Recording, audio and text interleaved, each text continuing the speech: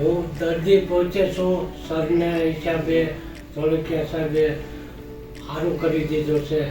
5 દિવસ રહ્યો, સ્ટાફ સારો છે, હોસ્પિટલ સારી છે અને સેવા બધી સારી છે, ડૉક્ટરની અને નર્સિંગની પણ. અને મને બોલતા 1.5 મહિનામાં આવી ગયું બોલવાનું, બિલકુલ બંધ થઈ ગયું હતું, જીભ જ બંધ થઈ ગઈ હતી. જગ્યાએ 45 દિવસમાં બોલવા મળ્યો.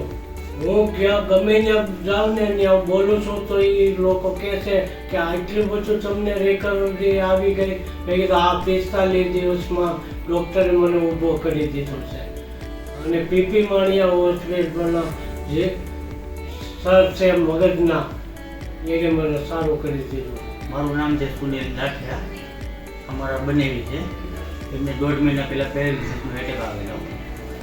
તે દરમિયાન અમે પીપી માણી હોસ્પિટલમાં એડમિટ થયા. 5 દિવસ હોસ્પિટલમાં એડમિટ થયા.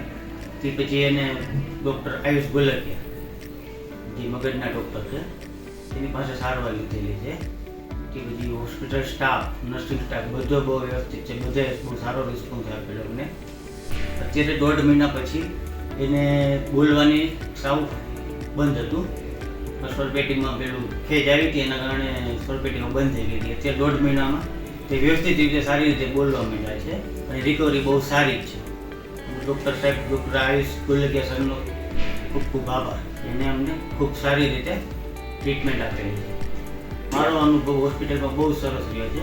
ભવિષ્યમાં કોઈ બીને તકલીફ પડે તો પીપી માણી હોસ્પિટલનો મુલાકાત લેવી.